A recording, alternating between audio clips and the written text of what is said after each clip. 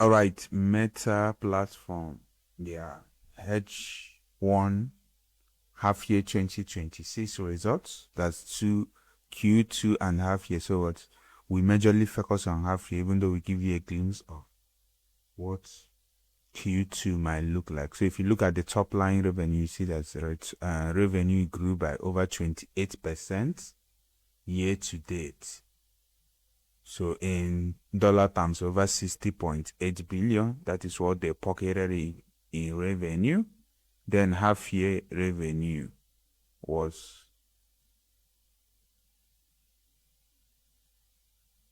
that's in Q2 only. But if you merge the Q1, Q2, it's now over, revenue is over 100, close to roughly, no, not roughly because this is billion, 119 billion in revenue.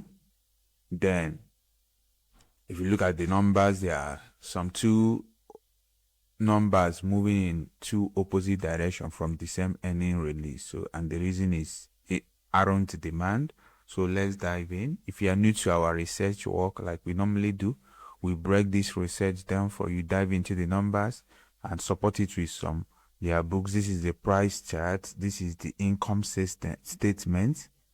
This is the balance sheet, and this is the cash flow. Then this is some segments of the research available in the public outside the paid one, which you can get access to through our premium research material on the pin. You can see the pin message if you're interested. Then you see the what happened segment, what we found out, the evidence backing our findings, and then what to watch going forward. So like always, let's go. So we start with the price chart of Meta, which is the owners of Facebook. You know all those things, so you can always browse those ones. So we are here to tell you the ones you can't get access to, which is the. So you can see that at a time, this is what the price chart looks like. It toppled around. So the highs, all-time highs of Meta was close to $800. So it's not trading within, as at the time of recording, within, let's say, 599. So this is what price has done. This is the Fed rate hike in 22. This is the top. And this is now we are. So let's look at the income statement. So if you look at the income statement side of things, so this is H1 half year. You can see that they wrapped in revenue. The top line grew. Interestingly,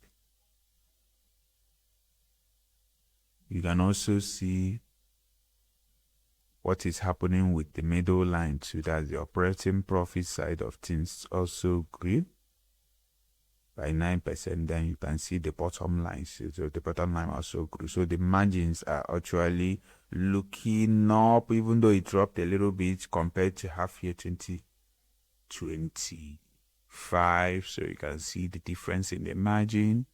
Then you can also see the effective tax rate. Also, there was a tax benefit to that advantage of which we still talk about. The also investment in research and stuff like that. So which is the research and development intensity. Then the dilution side of things too. You can see that the EPS also grew. So that is the income statement. You are coming to explain more, but we're just giving you a flash in case you don't know how to read these items. So you can see the total asset grew too. Then you can see the equity side of things also grew there. Of course, if you look at the key ratios too, you can see that there was a slight decrease in the current ratio, which shows how to, if they can actually meet up, but it's still way above benchmark. But because this thing at least benchmark of 1, so you can be able to meet up your short-term obligation. So this is sitting above the benchmark. Then the debt to equity side of things, that's liability over equity due to the rising debt. So this led to this, and it is now increasing. Here you need it to be decreasing. It is more better off. So these are these, and then return on equity, return on assets too. That's on half year basis though. then return earnings side of things. So this is it. Then finally, before we now go into the dive in, you can see that the free cash flow dropped. The free cash flow dropped from, as at half year 25, it was roughly 20.1 billion, but now it is now 14.9 billion. So it shaded off due to some factors we are gonna tell you. So let's go in. So the first thing is, you know, that the free cash flow dropped. That's number one. Then another thing is that the revenue we are actually operational and organic in nature, but profit had two different non-operational items. Number one is there was a tax benefit of 5 billion, which they got a tax relief from CAMT tax benefit program. So you can read up about that. It's still here. We talked about it in our findings. Then another one-off item is that there was a litigation action that was booked off. So one-off from litigation to which was closely 2.4 billion. Then segment-wise, in Q2 only, there was growth across all geography, ranging from their US and Canada market, because they group it US and Canada as one market, which grew in over 32%. Europe grew over 24%. Asia Pacific grew by 19%. Then rest of the world, which means those regions which we aren't in US, Canada, Europe, or Asia Pacific, they classify others as rest of the world. That one grew over 36%.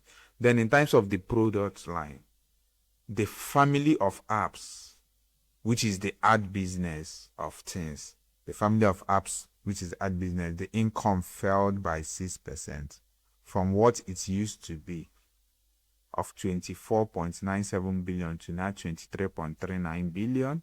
Then the other segment product line, which is the reality lab, remains a chronic the reality lab is still shedding losses. Then some cases that propped up is they had an antitrust like trying to break monopoly stuff of things with the FTC. So even though the case, they won it, but FTC has also appealed.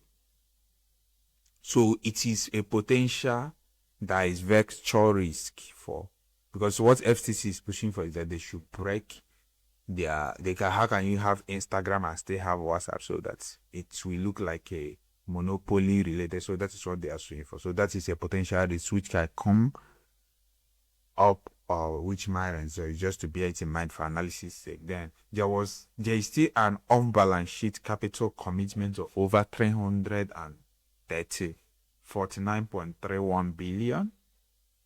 Then from some of the equities they are trading, so there is still an unrealized equity market loss of over 2.30 billion. So that is it about Meta H1 2021. So you can read up more going forward, the thesis backing it up and stuff like that. So we don't want to make this long, but that is just a touch on Meta Q1 2020.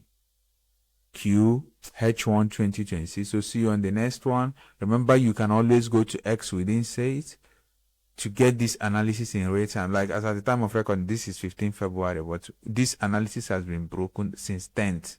So you get the timely analysis more on X. Then YouTube is for the video, so which we make our time, the team bring us time to make the video, edit and upload. So always follow on X, like, subscribe, share and stuff like that. Check our pin message and also check out the products we offer at our Best Invest, FX, Insights, macros and stuff like that. So we are complete multi-asset research firm. See you on the next one. Peace.